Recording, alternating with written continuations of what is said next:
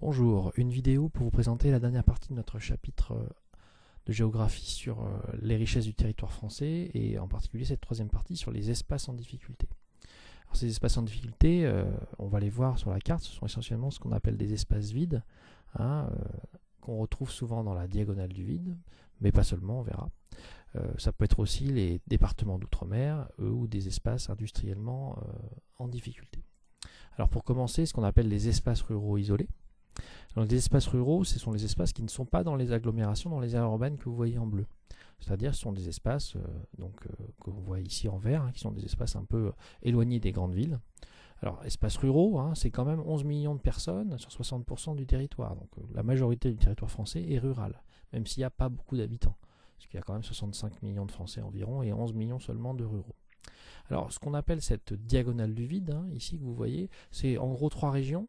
Vous avez d'abord les Ardennes, ici.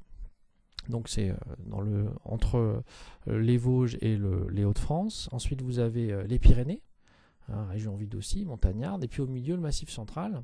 Et tout ça réuni fait une sorte de ligne comme ça, assez vide. Et dans cette région, on a quand même beaucoup de territoires en difficulté.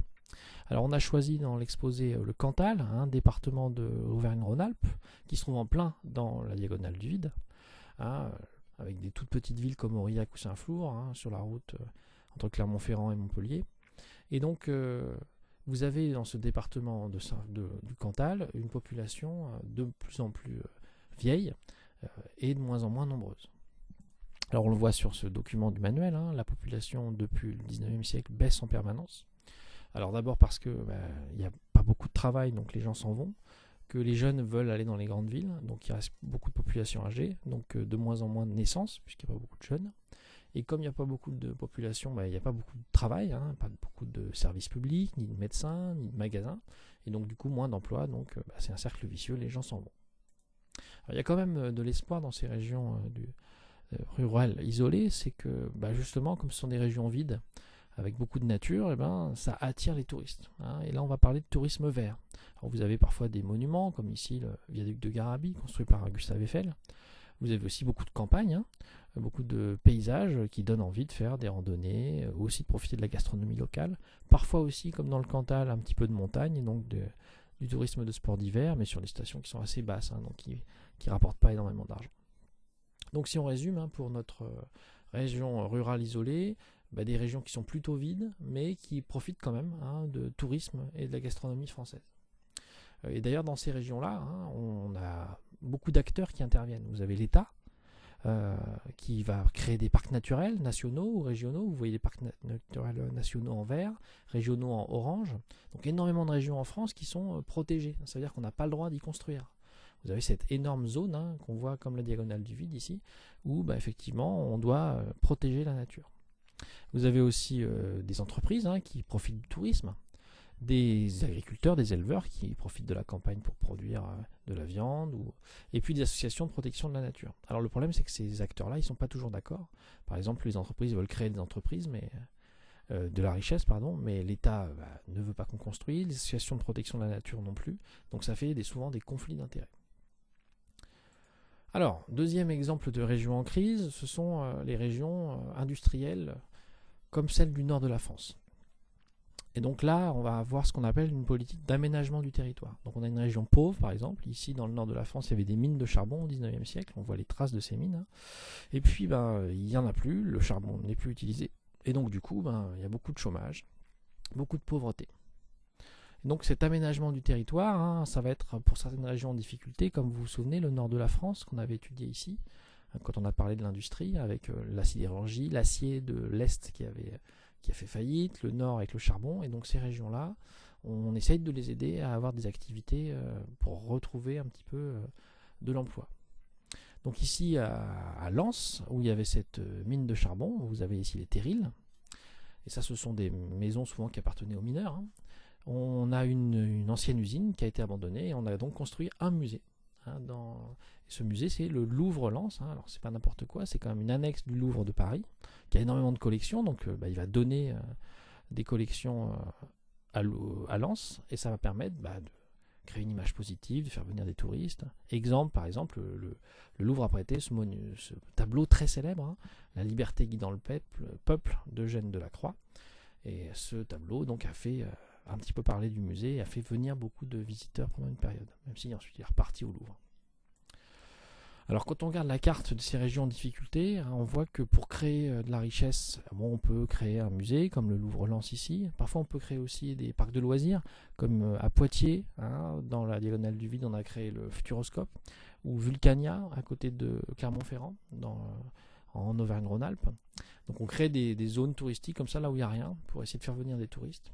Puis on va aussi utiliser tout simplement les transports. Par exemple, ces lignes de TGV que vous voyez en pointillé sont les projets. Et donc ça permet d'aller dans des régions qui ne sont pas très accessibles, hein, comme justement la diagonale du vide, et donc de les rendre plus accessibles et de faire venir des touristes. Donc c'est un autre moyen de faire de l'aménagement du territoire, la création de lignes TGV. Alors dernier exemple de territoire en difficulté, ce sont les DROMCOM. Départements et régions d'outre-mer, ça c'est DROM, et communautés d'outre-mer, ça c'est COM.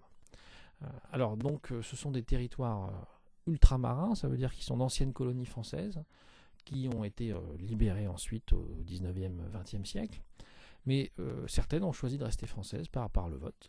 Alors vous avez énormément d'îles, hein, donc soit dans l'océan Atlantique au niveau des Caraïbes, dans le Pacifique hein, avec la Polynésie française, un petit peu dans l'océan Indien avec Mayotte et la Réunion, plus d'autres petites îles à droite à gauche hein, qu'on appelle souvent des COM, c'est-à-dire des communautés d'outre-mer indépendantes. Alors est-ce que ce sont des territoires un peu paradisiaques ou en difficulté? Alors si on prend cette photo de la Polynésie française, on pourrait se dire voilà, c'est le luxe, c'est le tourisme. Alors c'est vrai, ce sont des îlots de richesse, souvent quand on compare avec les îles voisines, ils sont riches. Par contre, en réalité, si on compare avec nos régions françaises, ce sont des régions pauvres. Hein.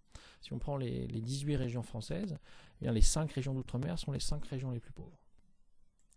Alors si on prend l'exemple qui avait été pris en exposé, c'était la Guadeloupe, on est dans la région des Caraïbes. Hein, vous voyez la Guadeloupe ici, avec Martinique, l'autre île française des Caraïbes, puis plein de petites îles autour, qui sont toutes beaucoup plus pauvres. Hein. Et donc la Guadeloupe et la Martinique sont des régions riches, hein, et qui ont aussi des intérêts hein, pour la France, c'est-à-dire que ces îles-là, elles ont des avantages. Par exemple, elles permettent de diffuser dans le monde les médias français. Hein. Il y a des radios, il y a des télévisions françaises qui émettent depuis ces îles, par exemple France 24 ou RFI, et qui permettent de diffuser la langue française. Et en fait, toutes ces îles, les DROMCOM, elles sont un moyen de diffuser la langue et donc de stimuler ce qu'on appelle la francophonie. Le fait que toutes ces régions dans le monde parlent français.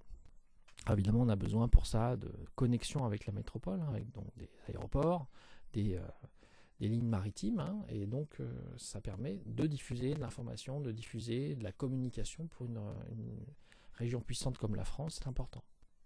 Alors il y a des atouts économiques aussi, alors la production de produits exotiques bien sûr, la base spatiale de Kourou, hein, la ZEE, ce qui permet la pêche. Alors je rappelle la ZEE, hein, la zone économique exclusive, ce sont toutes les zones maritimes autour des îles hein, qui sont propriété de l'État. C'est-à-dire que quand la France possède une île, elle possède aussi la mer autour, sur quelques kilomètres, et donc les poissons qui sont dedans, les ressources sous-marines. Ça s'appelle la zone économique exclusive. Donc ça fait beaucoup de zones économiques exclusives pour la France. Donc beaucoup de pêche. Aussi enfin un atout militaire, puisque les bases militaires dans le monde entier, dans les océans, Pacifique, Atlantique, Indien, permettent à l'armée française très puissante, très active dans le monde, de pouvoir avoir des relais pour pouvoir se déplacer plus facilement. Ici, vous avez la base militaire de la Martinique à Fort-de-France. Voilà, donc sur la Guadeloupe, on peut conclure en disant que c'est une région en difficulté, hein, avec l'éloignement, la vie chère, mais qui est aussi très liée à la métropole et qui est dépendante de la métropole. Mais ce sont quand même des espaces globalement plutôt pauvres. Voilà pour ces régions en difficulté, qui sont donc des sujets que vous pouvez avoir au brevet, hein, à l'écrit ou en rédaction ou en étude de documents, donc à ne pas négliger. Voilà, bon courage pour vos révisions.